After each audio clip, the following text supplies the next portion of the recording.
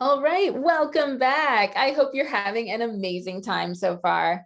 Our next speaker is Neil Sahota. He is the UN Advisory at the United Nations. Please join me in welcoming Neil to our virtual stage.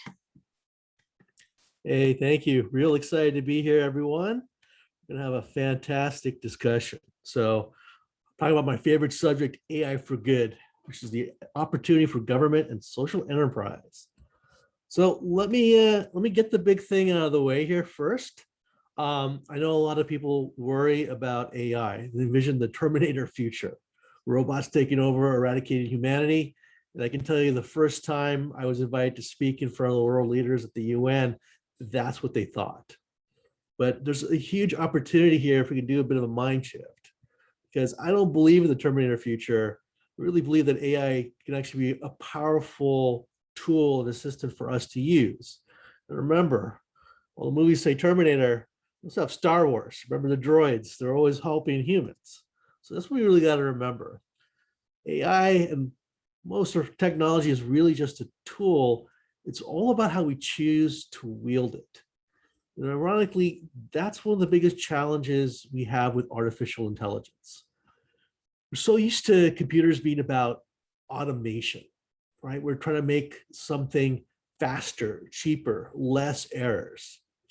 And with AI, there's value from that, but we're only really tapping into 20, 30% of those capabilities.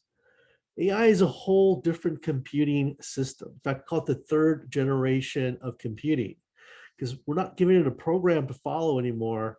We actually have whole new capabilities. AI is actually able to find answers or solutions to questions and problems we don't have the answer for. And this is where we can unlock the full potential by focusing on how we change our processes and systems by finding a new way to actually perform the work. And this is exactly the opportunity that government agencies and social enterprises and nonprofits can benefit from by unlocking this innovation. Now, how do we do that? Let me start off with an odd example. You see here a toilet. It is a smart toilet. So essentially, when you produce waste, there's actually an AI system that's analyzing your waste. And so over time, it really learns a lot about you, but it's picking up on these biomarkers. So this becomes early detection for illness or disease. Now, I know that some of you probably are thinking about this and saying, that's kind of squeamish, but it's actually a powerful way to look at this. Unfortunately, as people, we can't actually just analyze our own waste all the time, even if we have a lab working with us. We're just not fast enough. And given the amounts we produce, it's tough for us to even pick up on small differences. But this is the wheelhouse for AI. And while that probably made you a little uncomfortable talking about a smart toilet, to really tap into the innovation, we have to find a way to be comfortable, which means not just understand the capability, but understanding how we can actually apply this to find these solutions. The best uses of AI have not come from smart technologists. They've actually come from domain experts partnering with technologists. Think about the problems a doctor, a lawyer, an accountant, a marketer, a nonprofit, a government agency concerned with like refugee safety or combating climate change. They understand the space, the problems, and what's going on a lot better than the average technologist. The technologists can actually help them understand the capabilities. And it's the marriage between the two that's unlocking innovation and opportunity with AI. Real simple example of this, and this is a commercial one, but words matter. You think about our word choice and language and how we connect. Well, Chase Bank has partnered with a company called Persado that's using Neuro Linguistics. So basically the AI system is learning your language, what you value, and finding a way to connect with you, even the right words to use that are more resonating.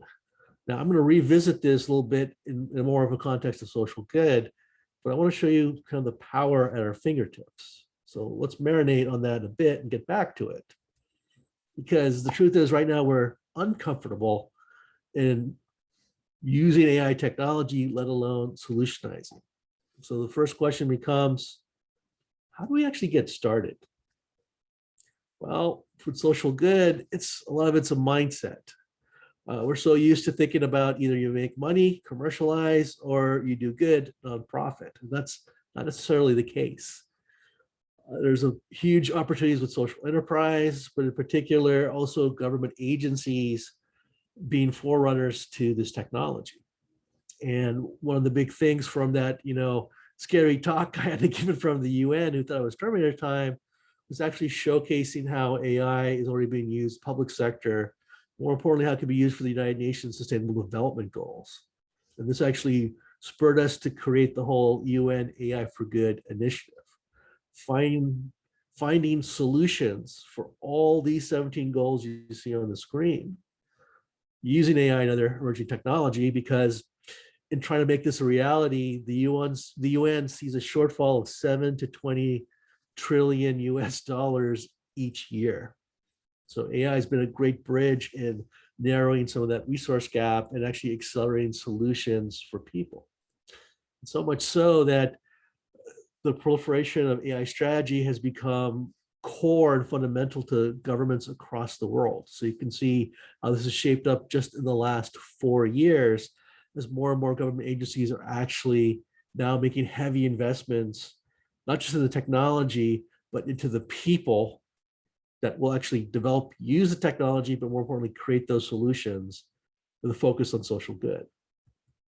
And that's not even considering what some of the companies are trying to do now. So they're looking for those social enterprise, social entrepreneurship opportunities.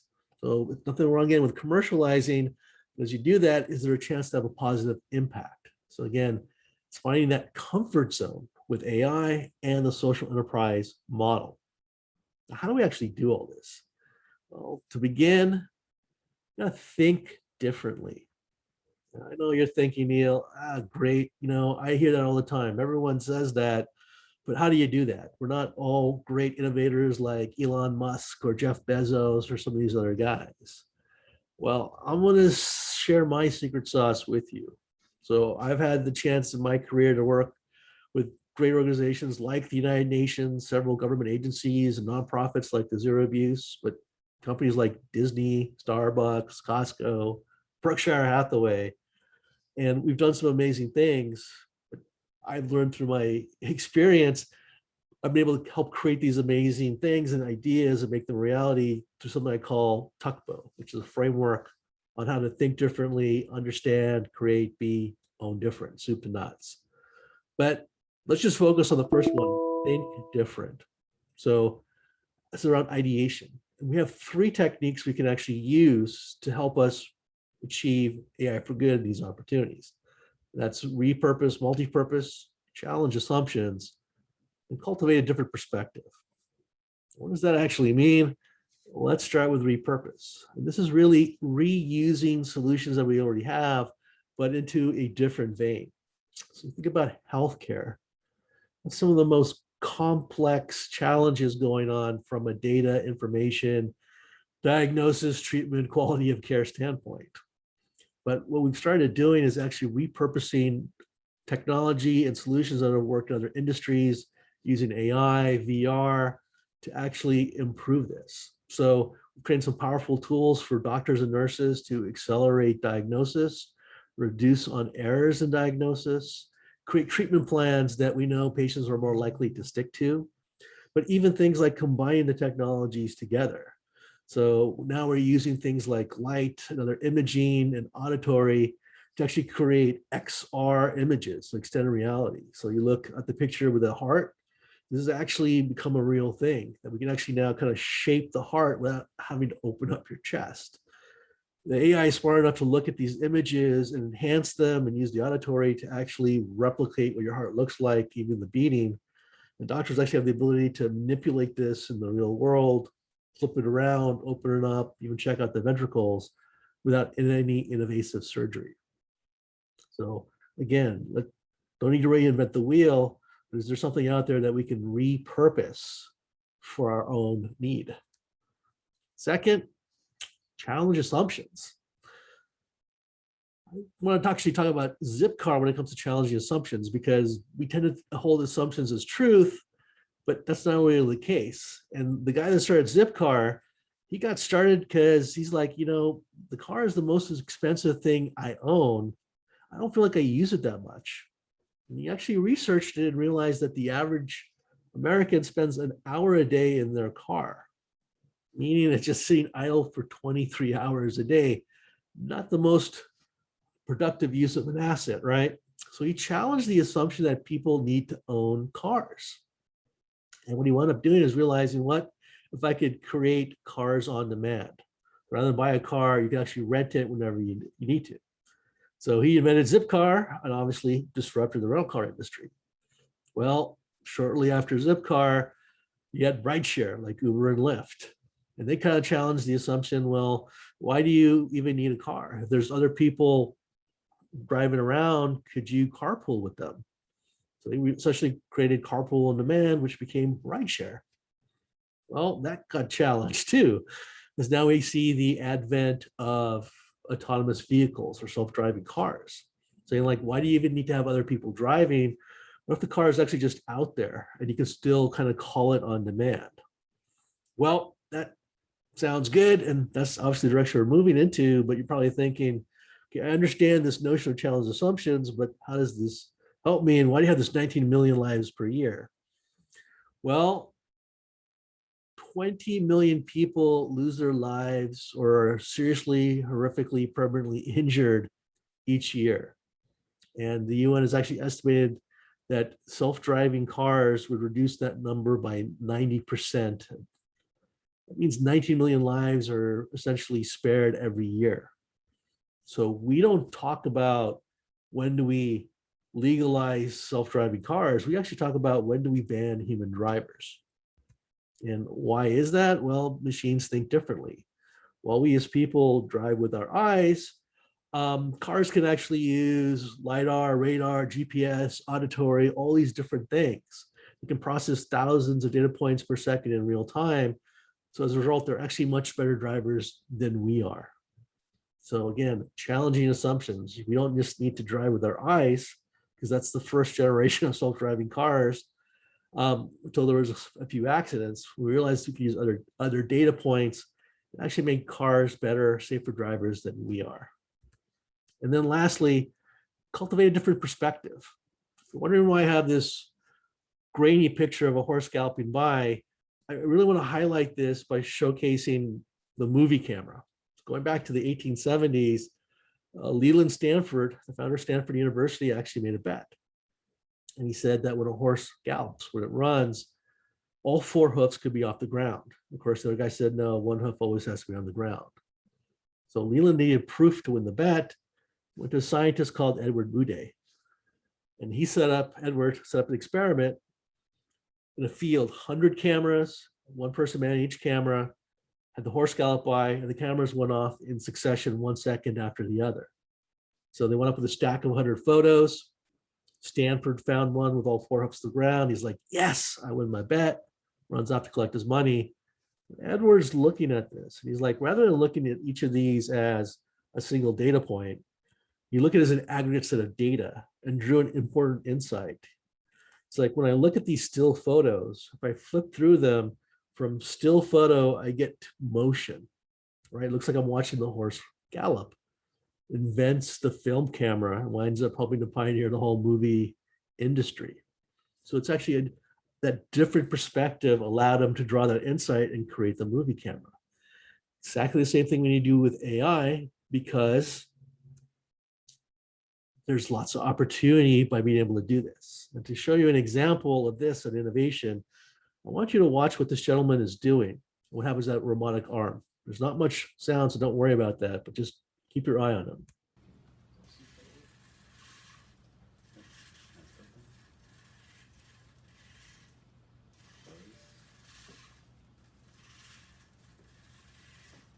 Cool. You want to see? Want to do some wrist movement? Sure.